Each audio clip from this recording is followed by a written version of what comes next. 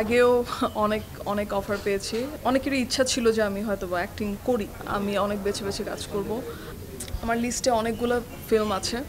সত্যি কথা বলতে যারাই আছে আমাদের ইন্ডাস্ট্রির বলি বা ইন্ডাস্ট্রির বাইরে বলি, আমার ফ্যামিলি বা বাইরের মানুষ সবাই খুবই অ্যাপ্রিসিয়েট করছে।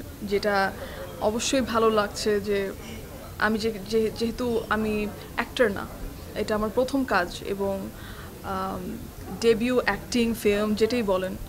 সো সেটাতে যখন ভালো এরকম একটা কি বলবো অ্যাপ্রিসিয়েশন পাচ্ছি, তখন তো অবশ্যই আমার এখন আরও ইচ্ছা করছে যে তাহলে মনে হয় আমি আরও করতে চাই। সো ওইটা কাজ করছে, প্লাস অবশ্যই খুবই ভালো লাগতেছে যে যেহেতু নার্ভাস ছিলাম যে মানুষ কি বলবে, খারাপ হবে নাকি, জিনিসটা কি হবে, অ্যাক্টিং যে মানে কাঁচা, এটা বোঝা যাবে নাকি।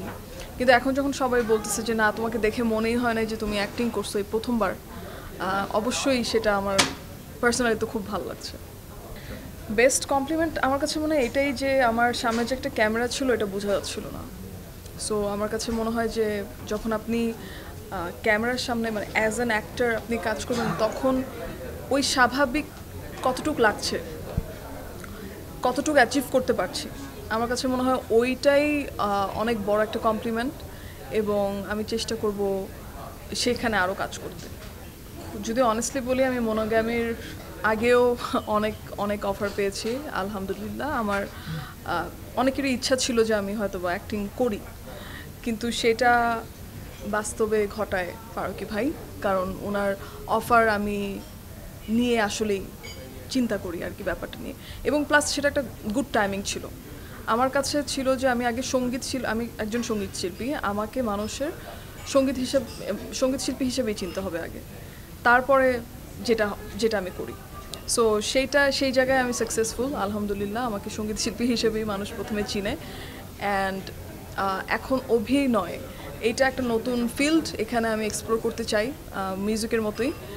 আর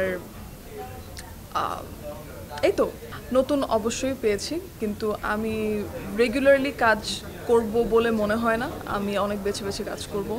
আমার ডিরেক্টর, প্রজেক্ট, স্ক্রিপ্ট, রোল সব কিছু মিলিয়ে যখন চ্যালেঞ্জিং মনে হবে, ভালো লাগবে, ঠিক তখনই আমি সেই চ্যালেঞ্জটা নেব।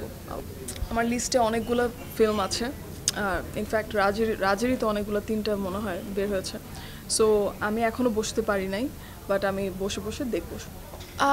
আমাদেরটা তো আসলে ফিল্ম, ওয়েব ফিল্ম বলতে পারেন, রাইট? সো ডিপেন্ডস অ্যাকচুয়ালি, আবার পুরো ব্যাপারটাই ডিপেন্ড করে যে কীরকম প্রজেক্ট আসছে আমার কাছে। সো ওইভাবেই আমি অবশ্যই অভিনয়ের ইচ্ছা তো জেগেছে ফর শিওর, তো ওইটা করবো, একটু বুঝে শুনে করবো।